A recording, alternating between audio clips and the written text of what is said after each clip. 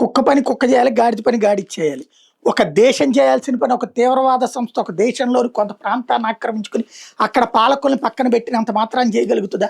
Saudi Arabia అనే దేశం ముందు యెమెన్ అనే హౌతీల ఉన్నటువంటి తీవ్రవాదులు ఎంతవరకు చేయగలుగుతారు?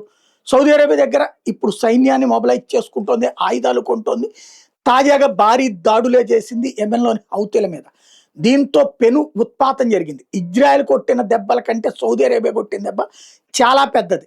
దాంతో తట్టుకోలేకపోయినటువంటి హౌతీలు భారీ వార్నింగ్లు ఇస్తున్నారు. మేము ఇప్పటిదాకా పాత మిస్సైళ్ళతో దాడులు చేశాము. సౌదీ అరేబియా గనక ఇట్లాగే మా మీద దాడి చేస్తే అబా నుంచి కొడితే గనక మేము కింగ్ ఖాలిద్ ఎయిర్ బేస్ను కొడతాము. అట్లాగే భారీ ఎత్తున విధ్వంసం సృష్టిస్తాము.